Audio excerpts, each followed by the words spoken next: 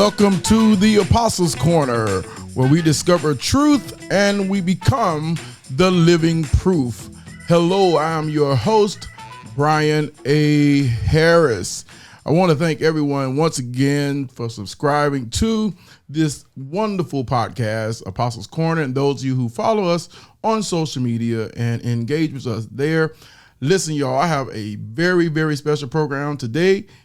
We are still in season 1. We're getting ready to wrap it up, as a matter of fact. We're getting ready to wrap up the season 1 of Growing Older. And today we are embarking on a journey in episode 10 that I have entitled Growing as a Father.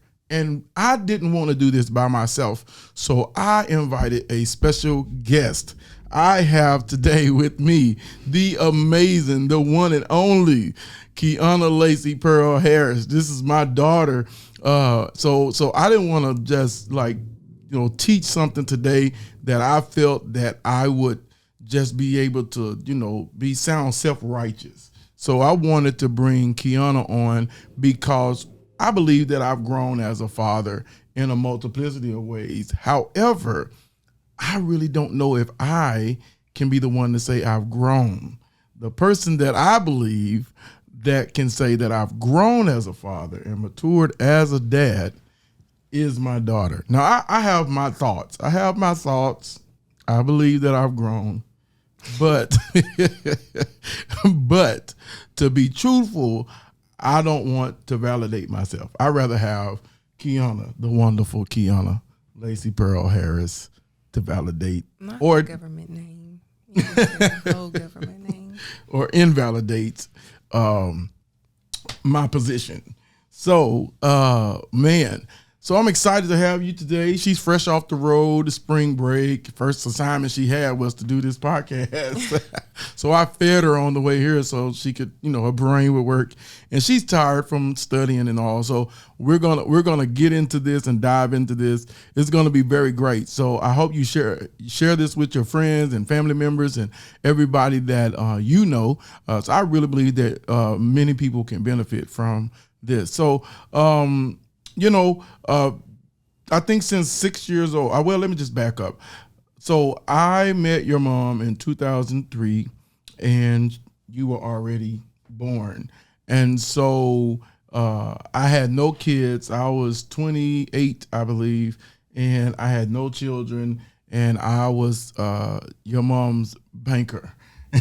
And during the day, she worked in one place, and then in the evening she would come back and bring you, and you would take all of my suckers, and that was the only way you would come. So I kind of fell in love with Kianna. Now I didn't have, we weren't dating at the time, but Kianna was just a cute little baby and so small. And so it was just so amazing to just, pick her up. And even when she came to you, she make you feel like that you were winning. But then as soon as she got what she wanted from you, you realized real quick that you wasn't getting anywhere. She just wanted to grab hold to what she wanted. And that was it. So the exciting thing is that Kim and I started dating, and, I started, keeping you and, taking care of you when she worked on her shift at the hospital and different things like that. And so, you were 6 months old, so you didn't even know a father at that point. You didn't have a man in your life or anything like that. And so, and which is a lot of stuff we're going to cover today. Can I ask you, because I don't think I ever asked you this question, and that is, when did you recognize? Do you remember recognizing when I was your dad, that I was your father? Do you remember that? You don't have any idea? Honestly, no. I think my earliest vivid memory actually is of me and you. My earliest 2 vivid memories of me and you. The only thing I can remember from before 5 is one when you came and brought me a Valentine's gift. It was the pink bear. The pink bear for Valentine's Day. And my other memory is when we lived in that house And we had those chairs, those wooden chairs, and I would turn around in the chair and look through the little holes while I was supposed to be eating my cereal. And Yeah. So it's been quite the journey. We've learned a lot really about each other. And I think just to fast forward, by the age of 6, I believe, we went to you remember the trip to Barnes and Noble we went to, and we saw this book. So we saw this book that we really have never actually read the book together. Our goal was to read the book together, discuss it, and we was going to do something like this a very long time ago. I think we even shot a video before, but we never even edited the video to even try and do anything with it. And so we've had this discussion, but it's been a while back. And I think even since then, I'm really kind of glad we didn't post it then, because I think we learned even more about each other since that time. And so, but the book is by Dr. Kevin Lehman, and it says, "Be the dad she needs you to be." Now, we know that the Bible teaches us that in Proverbs, teaches us that train up a child in the way he should go, and when he gets old, he will not depart from it. I think one of the mistakes that most parents, and since we're talking about father, I think one of the most dangerous thing that fathers can do is try to force their kids into a mindset. And I think I used to try to do that. I think I used to try to do that because I was trained to do that by my parents. But Kianna had a different spirit. She had a different mindset. She wasn't going. You know what I'm saying? She didn't care. That I said God said it or the Bible said it or anything. She had a whole different mindset. And so the book was called "Be the Dad She Needs You to Be." And that's when my perspective about being a father and parenting begins to turn. Because, we all want that parent that understands us. Excuse me.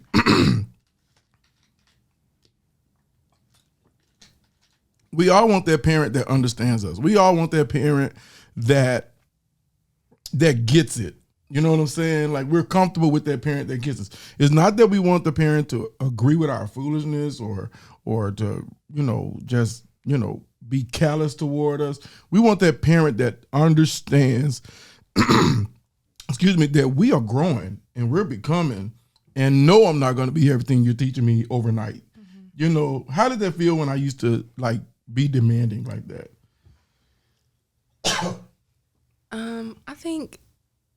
It didn't feel great. It was kind of like when you're forcing, if you're trying to force a 2-year-old to say a complex sentence, they can't say it because they haven't grown enough to get to that point. Right. And it was like, in our relationship, it was like, I was trying to tell you, well, I have to be myself. But it was like, we had to grow into that. You had to grow into that. And we had to grow into a relationship where it was like, you could understand that I'm not just trying to be annoying. Rebellious. Yeah. Yeah. We had to grow into that understanding between each other. Yeah. And that took a lot. Mm-hmm. It took years to develop. Because I think the relationship we have now, I don't want to get too much into that because we got a lot we could brag about. But, our relationship is totally different. Mm-hmm. And I don't think it's because you moved out and went to college. I think it happened really after that one last major fallout we had. And I think it was that major fallout that actually helped us to develop an understanding toward each other and to be sensitive toward each other and learn how to communicate with each other. And that took 18 years to get there. Yeah. And I think for parents, I'm not a parent, so this is just my opinion, but I think you have to just remember that you can't choose the personality that your child's going to have. Right. That's good. Your personality is going to be whatever it is. Yeah. And whatever personality God gives your child, you're going to have to learn how to work together on that. Yeah. It's just like if you met someone random, like if you met a stranger, they have their own personality, but it's different when it's your child because you're forced to live with them. You're forced to, teach them how to be whoever they're supposed to be. So, yeah. I think the problem with the dispersal scripture that I always say this. I always say this as a parent, and I say this because I've been in your shoes as a child. I believe that children, we taught this in our family. And a lot of people don't think I have, because you have such a freedom to express yourself and to be yourself. Mm-hmm. So many religious, people, even in our family, think that I'm not raising you right because I give you the freedom to be you, And so I think when we look at the scripture that says honor your mother and father, that's one thing. But then it says train up a child in the way he should go, and when he is old, he will not depart.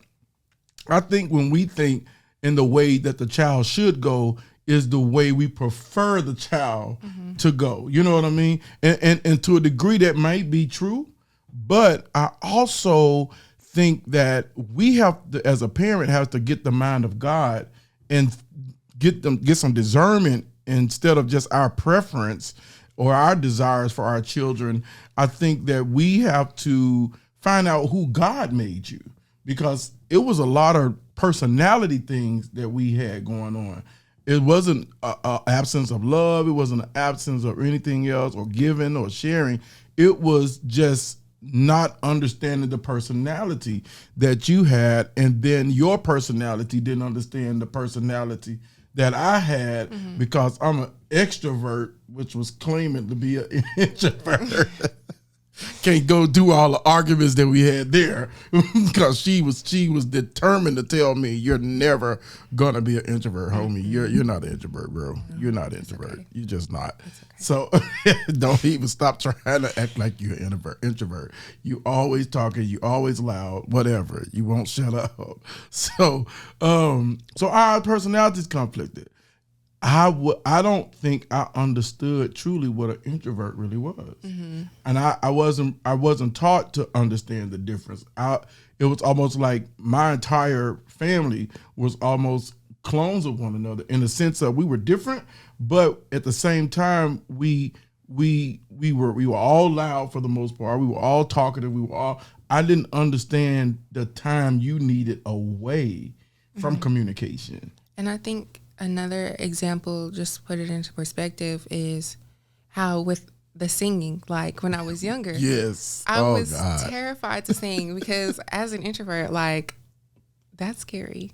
And not everyone is just like you could just get up there and sing. Even if you were nervous, like, you could just blow the house down. And I'm just like, and so for me, when I was younger, I would literally cry because I did not want to get up there. Yeah. And from your perspective, you're like, well, this is the gift that God gave you. Like, why do you not want to, like, be proud about your gift that God gave you? And for me, I'm like, that's not the case. It's just, I'm scared. But now that I've grown into who I really am, and being an introvert doesn't always mean that you have to be shy. Right. And I think I just had to grow into that. Yeah. And now it's like, I can get on stage and sing and not be nervous at all. But I had to, I had to take my time. And you were not with the taking time. Yeah, I wasn't about that taking time, because we need to get down to business. That's all I was. Get down to business. God gave you a gift. Now do it and shut up. and that's another great point. That brings up another great point. Do it, shut up. If a parent just do it, shut up without understanding their child, you're basically telling them to do it because you said it, without really understanding why your child is struggling with even doing a thing. And so as a father, coming from a father who represents strength, a father who represents, building a strong foundation, you knew I was trying to make you strong, but basically, instead of making you strong, I was doing more tearing you down. And I think, and you can tell me, what you think about this, whether or not it was rebellious or whatever. I think it created a rebellion in that area for you. Because it was scary, like, I don't want to anymore. Right, because parents don't understand that the Bible says don't provoke your children to anger, And I think sometimes in our demands of what we want you to do so bad, that we just jump all over you. I jumped all over you. I jumped all over you in front of people, in front of the church. I mean, I was going off. I was like, get off my stage. Get off my stage. I mean, just because I did not understand your level of anxiety and fear. and your introvertedness and how overwhelmed you were.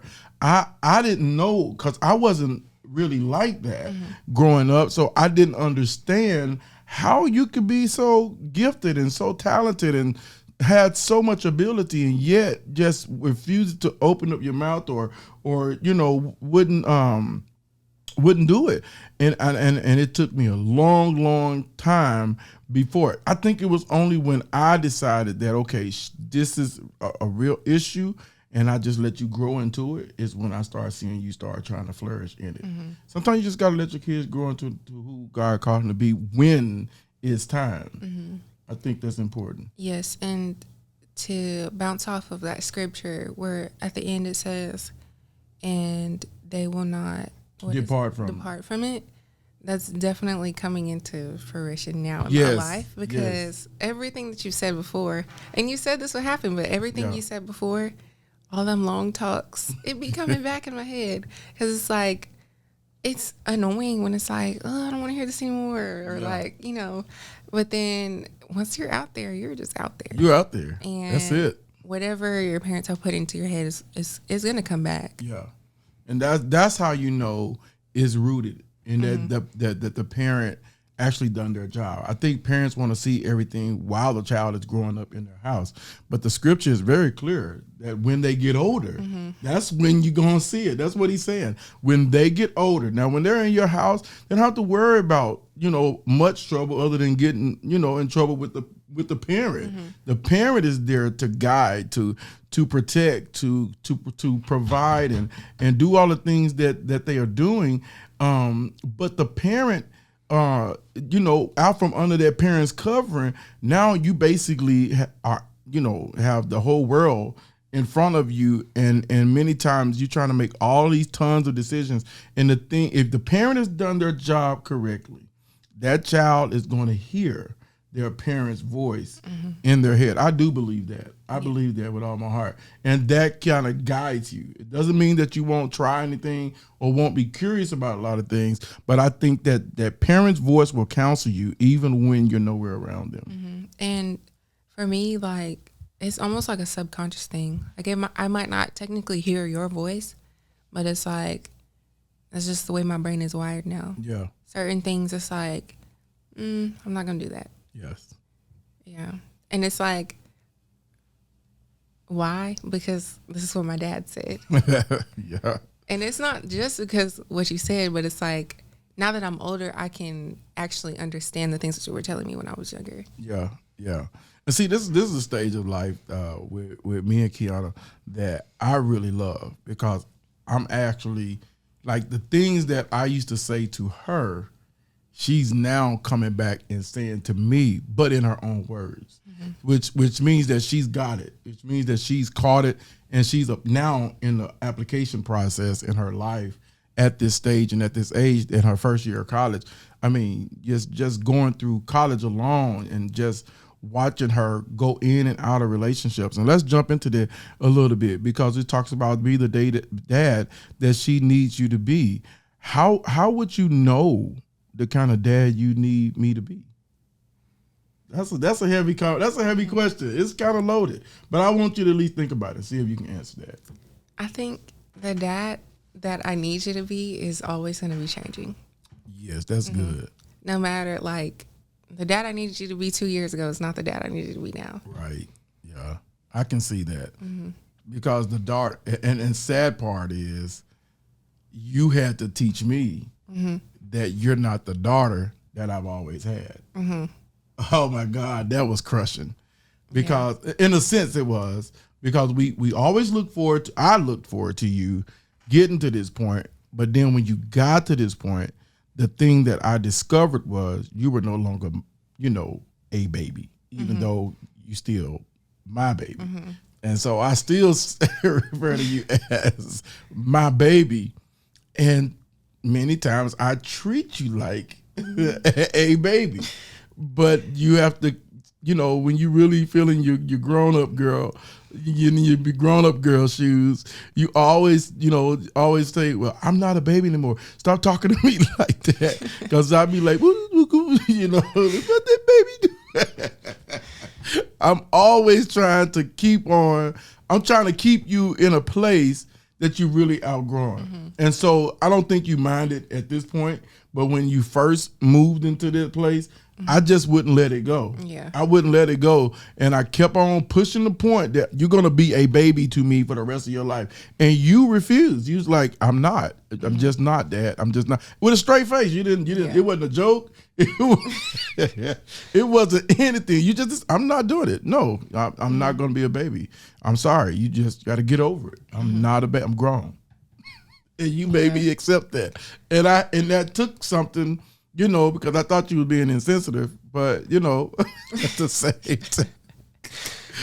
the same time, it makes sense because no person who is moving into maturity in the adult life or young adult life really wants to be viewed anymore as a baby. I didn't want to be viewed as, I'm 46 and people still treat me like I'm just little Brian. 46. And it is nerve wracking. They call me little, Jethro, which is my dad's name. It's like, first of all, I'm 46. Do you see gray hairs in my head? I have a grown daughter. I've been married for 17 years. Like, are y'all serious? I'm not little nothing. You know what I'm saying? I'm a grown man, and people, they don't want to let go of their perspective of you or how they see you, and because how they see you is how they've always known you. But when they didn't grow with you, they always see, they can be looking at somebody that's clearly, have aged and still treat you like you somebody that's still living home with your parents. Yeah. And I think that's a, I don't know, I think that's a setback to adulthood. Yeah. I hate it. I hate that part. So Kevin asked the question. He said, why does a dad matter so much to a daughter in particular? Why do I matter so much to you? I think I have so much of my mom in me, but I also have so much of you in me.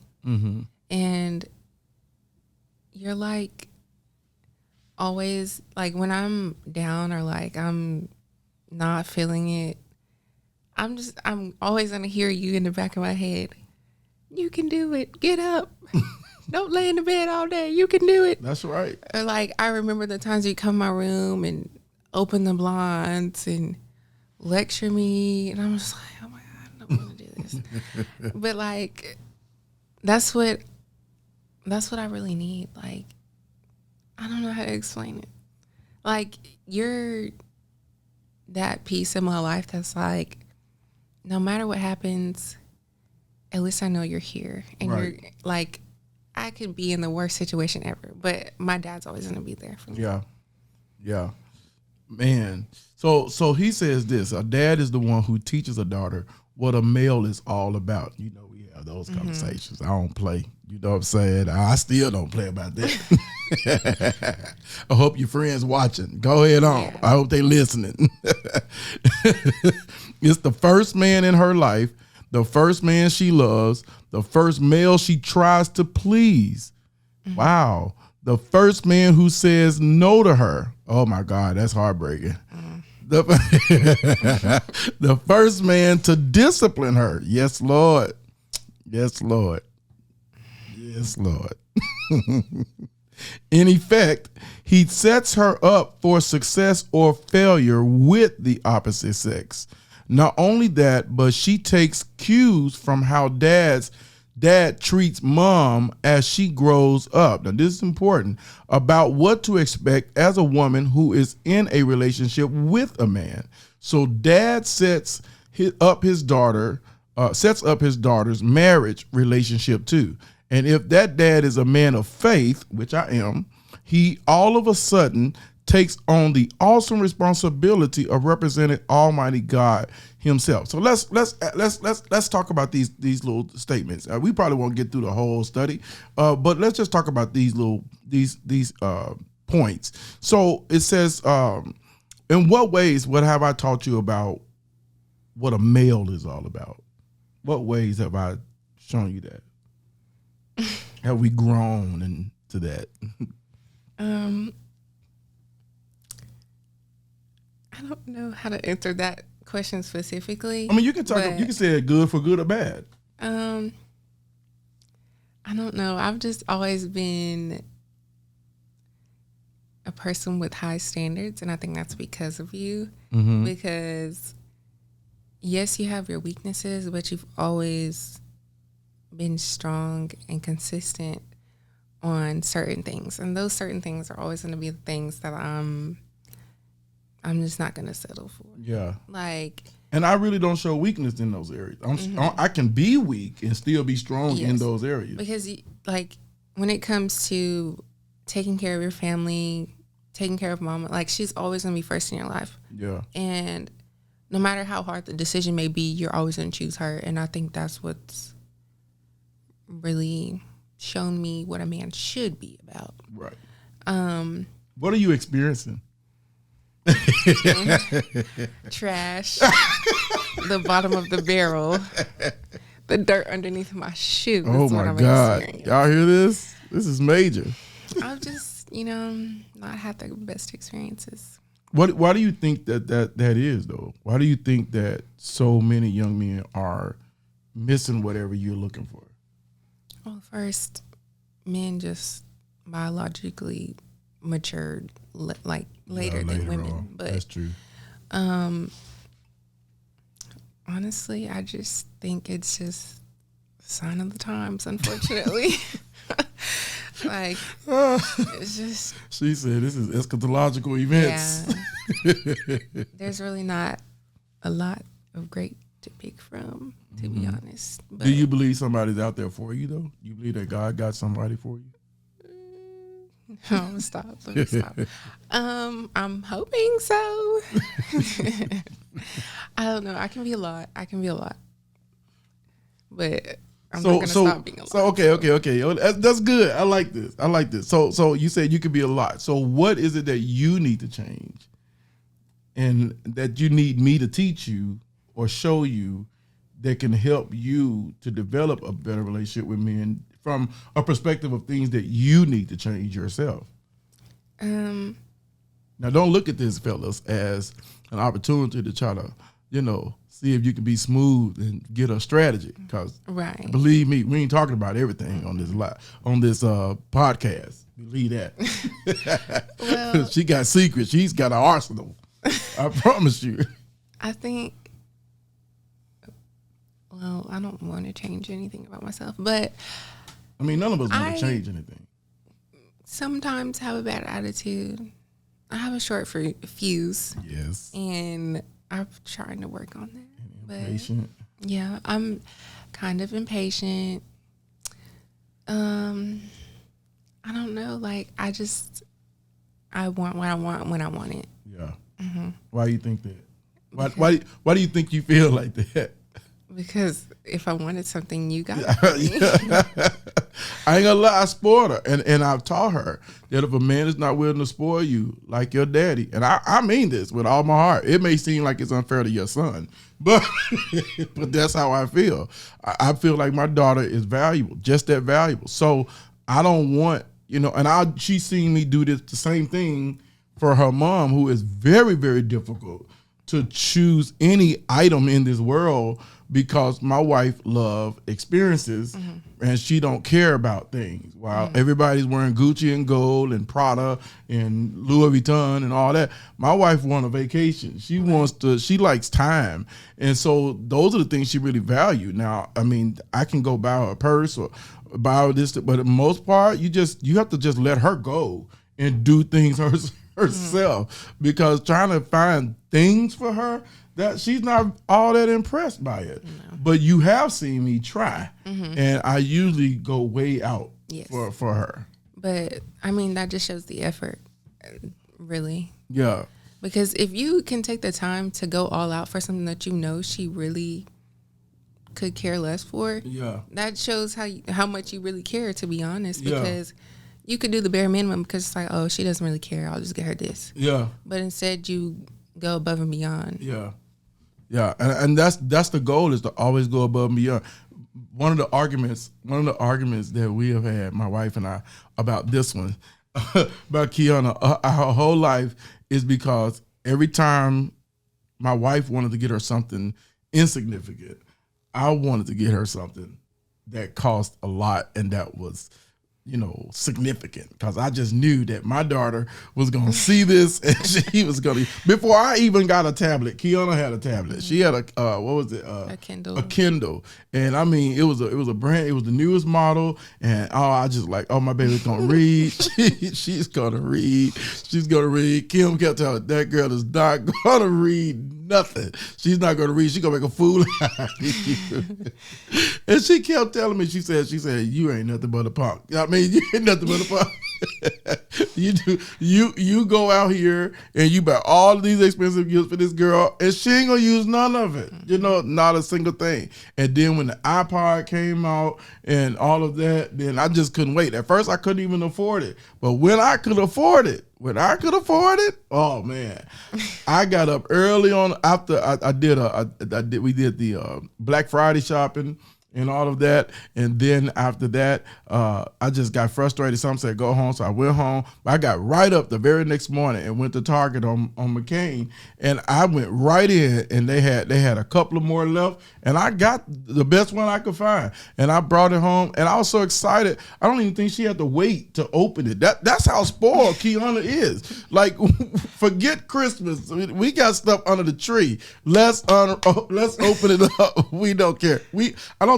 I don't know the last time we waited for Christmas to actually open anything, because we're spoiled. Yeah. We're spoiled. We spoil each other like that. Mm-hmm. That's reality. We spoil each other like that. I think another reason that that I have such high standards, and it's not like I'm trying to be a brat or unappreciative. I'm appreciative of everything, but it's, if I know I can get it for myself. Yeah.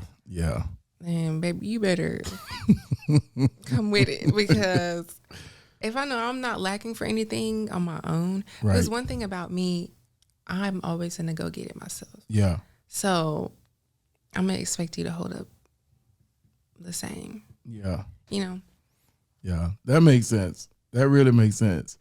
So let's try to move through some more of this stuff. This is a good conversation. I'm really liking it. And by the way, we didn't plan this. I just told her what we was going to talk about. I didn't want to plan it because I knew the chemistry that we have, and I know the stuff that we have to say is true. So we talk about this stuff like this all the time.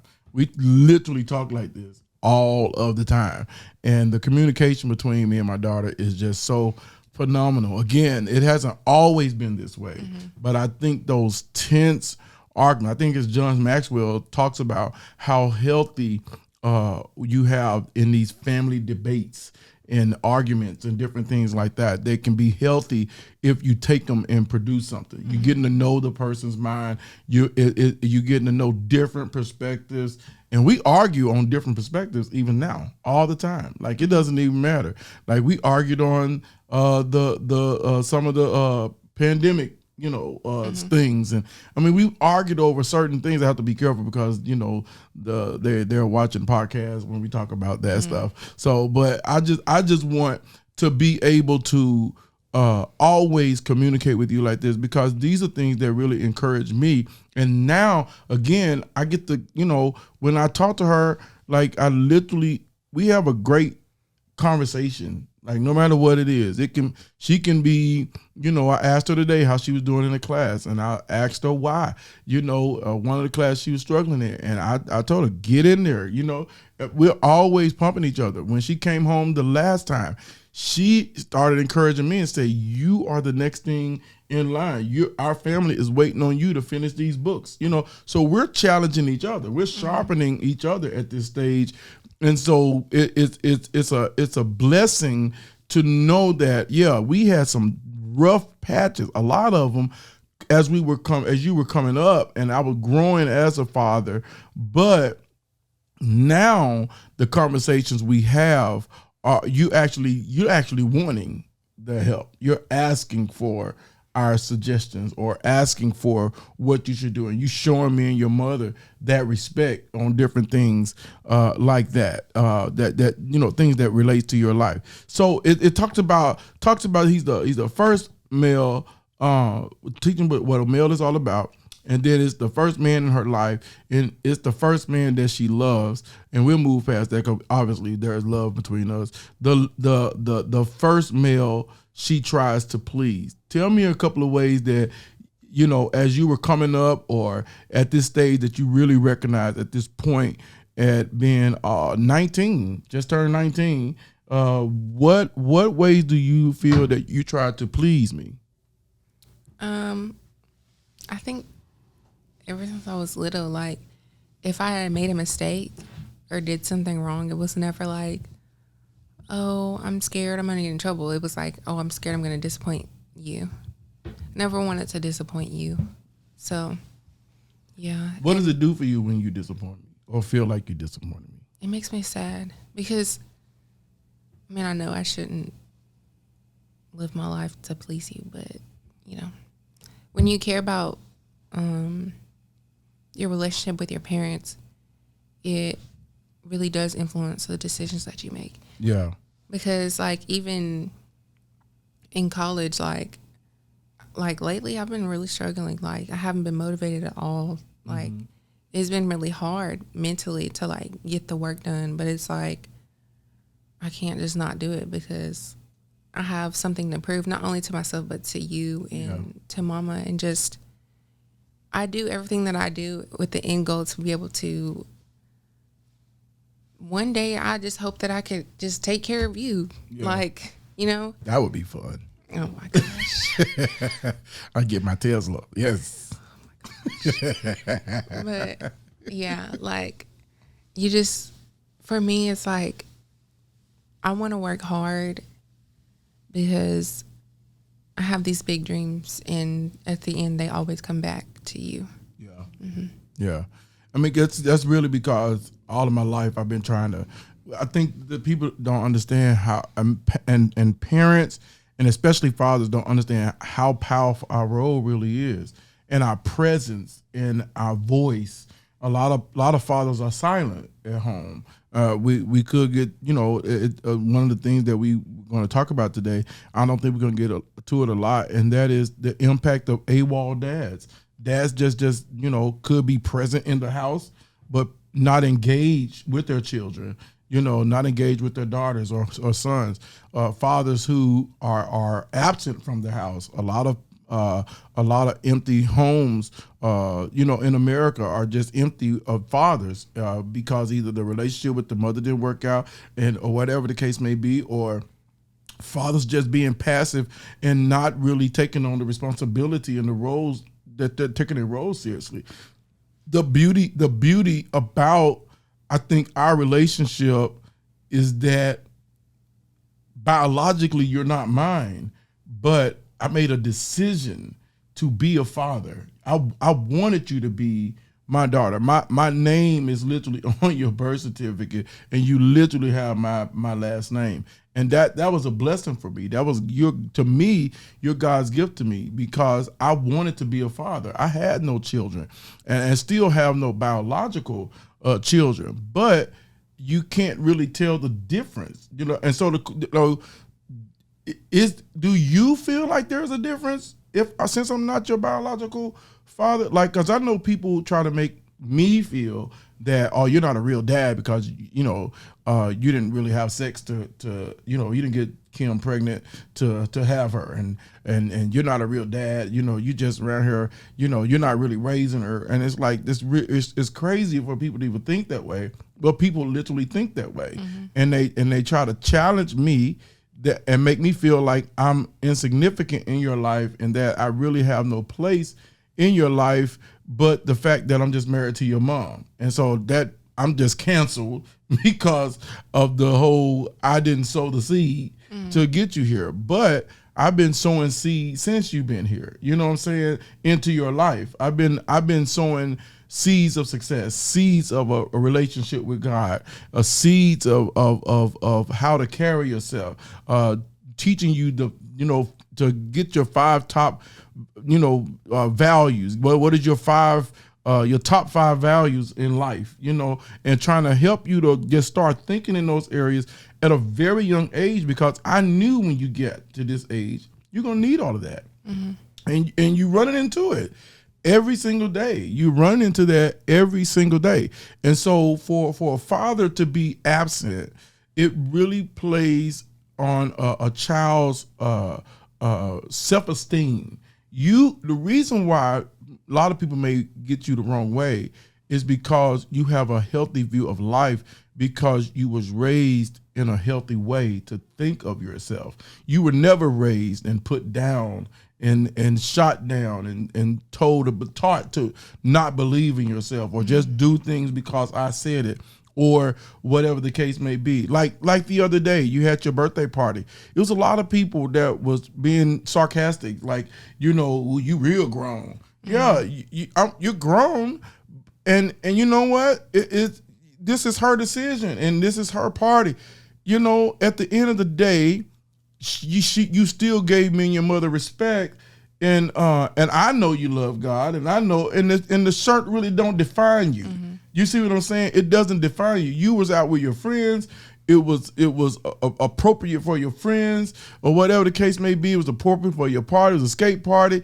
I mean, it's not like you walk around half naked, you know what I'm saying? Mm-hmm. It was a skate party, and y'all were just enjoying life. And to me, you were beautiful. To me, you were beautiful. But I know some would look at it as, oh man, he just let her do whatever she wants to do, and she just go out there, and what kind of pastor is that? What kind of, I thought they were saved. That ain't sanctified. That ain't Holy Ghost filled. Whatever. It's like it has nothing to do with your character. And I've talked to you about clothes coming up. Go ahead. Let's talk about that for real quick. This is one area we bump heads on a lot, because I didn't understand the challenges that you were having going to purchase clothes. I didn't understand many things as it relates to clothes, but I haven't always agreed with the things you worn, and I've always taught you to dress respectfully. Talk about that a little bit from a father perspective, because I think you started teaching me you cared about what I thought about your appearance, and I didn't know that, because we would always fight about the clothes, but I didn't know that you cared about what I thought. I have a lot of opinions about everything that you said, but when it comes to like the clothes situation, I think, I don't know, I've always been a little bit of a feminist, so I've always had this idea like my clothes don't define me. Now, I'm not finna go outside with nothing on and then be in the pulpit preaching on Sunday. Right. But I'm just saying, like, I just felt like if you can truly stand there and say, I'm not disrespecting my body, right, then you should be able to feel confident in what you're wearing. And as long as it's appropriate for where you're going, I'm not finna go wear what I wore for my birthday at the Maverick City concert. Right, right.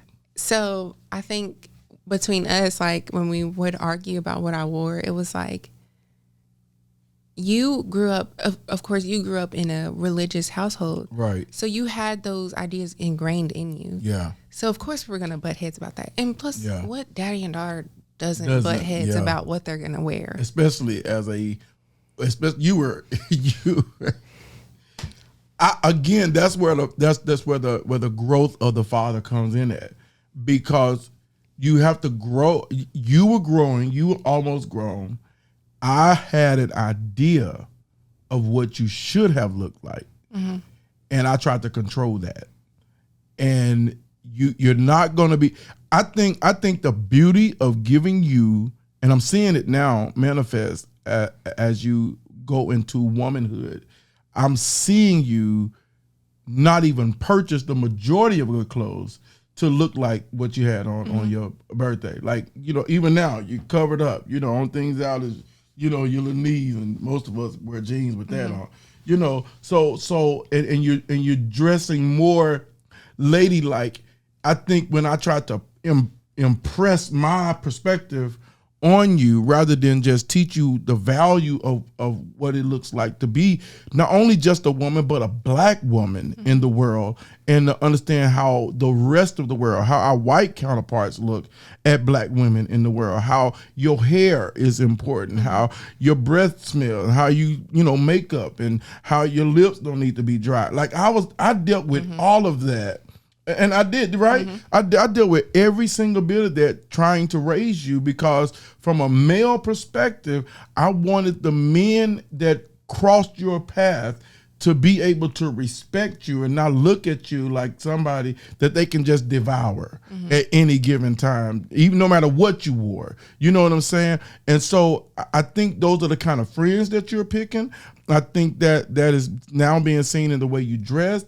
It's in the way that you carry yourself. It's in the way that you are now even advancing in your relationship with God, so that you can get His mindset about your life and in your decision making. And I don't really care about what religious people say, because to me the way you dress is much better than looking like you're 85 years old and dressing like the mother of the church at 19. So you see what I'm saying? Yes. Like I'm not with that. And just to say my little piece. Go ahead, say your piece, baby.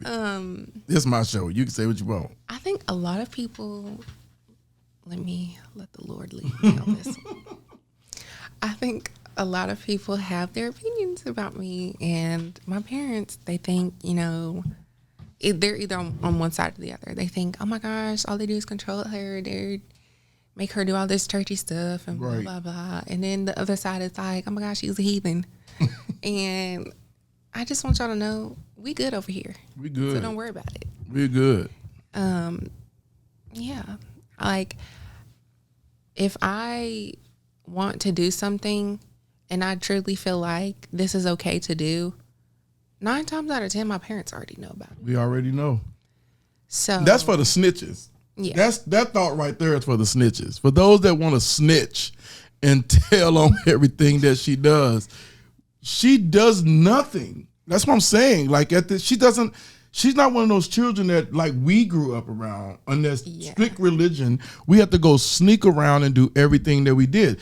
My daughter doesn't do that. She lives out loud in front of her parents. Like, even at church, I'm not going to say no names, but like, I've heard people like try to eavesdrop in my conversations when I was talking to some of my friends at church about like a party that I went to, a party that I was going to go to. And they were really trying to back up and eavesdrop like I didn't see them.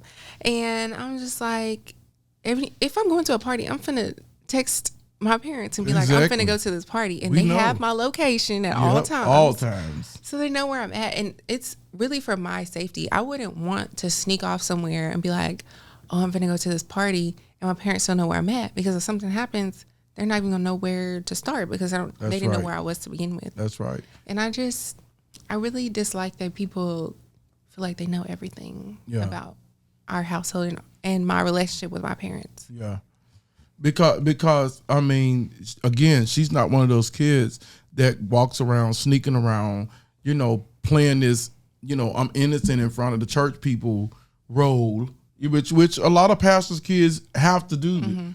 I refuse to turn you into a hypocrite. I refuse to turn you into someone who has to play a role just to benefit church people, who many times their own kids are doing way over the top stuff. You know what I'm saying? The only reason nobody's talking about it is because their parents are not the pastors. Nobody cares about their children that much. Nobody's paying attention. But that pastor's kid, because I grew up as a PK, so I know the pressure that pastor's kids, have to go through. And I'm grateful for you always including us in what you're doing and what you're saying, because I think last summer, I think you had left just to close out the whole close segment. I think you had some tight biker pants, and that was all you had. And I told her, I said, girl, And I said, where you going? And I told her, and I think this was the last lesson I ever had to teach her on this. It was the last lesson. And she was like, but Dad, I'm just going down the street. I'm not really going anywhere. I'm going to the sneaker store. I'm going to the store down there. I'm just going to look at some shoes and see. And I was like, all right, I ain't going. And I backed up because sometimes as a father, you as a parent, you can literally just especially a father, you can kill your child. Or you can just sometimes just back up and just let them learn for themselves. And that's what I did that day. I'm not going to get into an argument or a fight. I'm going to let you go out there. I told her, I said, this is what men are going to do. They're going to look at you. And, when you see your daughter feeling out and just like, I know what men are going to think. It's not like she's ugly. I know what they're going to think. And guess what? I let her tell y'all what happened. I was devastated. I just immediately wanted to go back home because, especially in Memphis, it's very different from living in Maumelle. Maumelle's a very small town. So in Maumelle, I probably could have ran to Walmart and back and been perfectly fine. Yep. But in Memphis, I'm going to the sneaker store with a bunch of men in the store. And I was traumatized. I was like, why is everybody looking at me? Like immediately after she showed up, she felt the eyes of those men looking at her. And so I never had to teach her that lesson before, and I don't think she's ever done it before. No. I don't think she's done it again. So you just keep teaching, fathers. If you feel like it's tough, it is tough. It is tough, especially if you have a child with a strong mind and personality like she has. And I don't want to take that from her. I don't want to take her strong drive and her strong mind from her, because she needs that for the world and for her to accomplish the things that she needs to accomplish. But I think as a father, you help guide that and aim that so that she can use that strength in all the right places and not just use it to rebel and to be hard-headed and do what you want. You know what I'm saying? And that way you can have honor and respect, and at the same time you can have skills, you can have drive, you can take control of your life and go forward and do everything you ever dreamed of without needing all of the assistance and affirmations and all this stuff and attention seeking that a lot of people need because they didn't get it from their fathers or their mothers even. But again, would you have something else to say? Okay. So watch this. Let me ask you this question. So it says, and if that dad is a man of faith, he all of a sudden takes on the awesome responsibilities of representing Almighty God himself. In what ways have I shown you that I was that a good example of a godly man or father, or how have I been a reflection of God in your life, a representative of God in your life? I think how you've been a representation of God in my life is like if I make a mistake, like of course you're gonna correct me when I'm wrong, but you're also gonna hold me when I cry about it. Right. And you're not gonna let people talk about me either. No, I'm not doing that. So it's like, with God, immediately when you do something wrong, it's like, oh man. Right. But you also know you're gonna go to God and pray about it because he's gonna be that comfort for you. Right.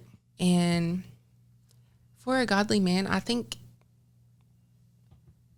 I've always just told my mom, like, I'm tired of these men that just like have scriptures in your Instagram bio. You're not fooling nobody, because I know it's a trap. Yes. But I think I want someone who is as driven as you about and as passionate as you about God. Yeah.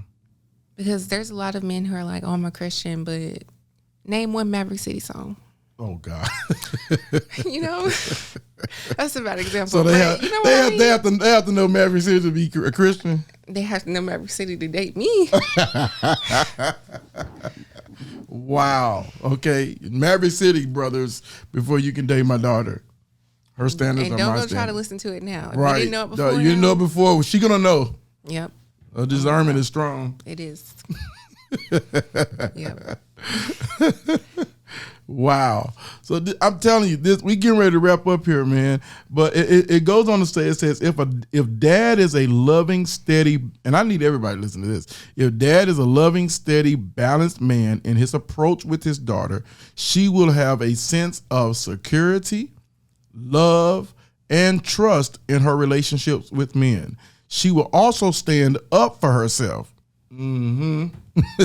She will also stand up for herself if males attempt to take advantage of her, because she knows that her daddy would never treat her that way or allow her to be treated that way. However, if a daughter doesn't have security, love, and trust in her relationship with her dad, that daughter, listen y'all, will pay for the lack of those critical things in her life, meaning that she will be driven toward men who aren't good for her, who treat her badly, and she'll allow it because it's consistent with the way she views herself in relationship to men. In other words, she would say, if daddy treated me this way, she'll think then all men must be like this. So I guess I have to put up with it to have a man in my life. Isn't that something? And we see that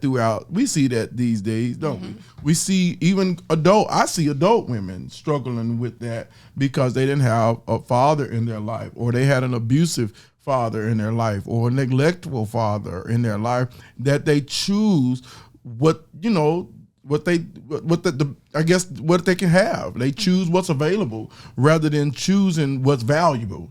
That's pretty good. Mm-hmm. They choose what's available rather than choosing what's valuable.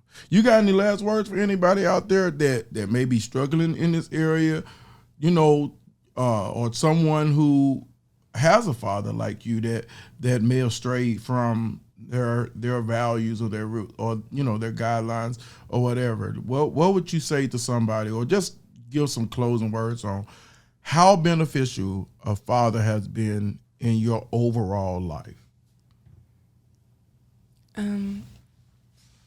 I think it all just comes down to self-esteem, for sure. Like, I feel like a lot of the girls that get treated terribly in relationships are always the girls that give 100%.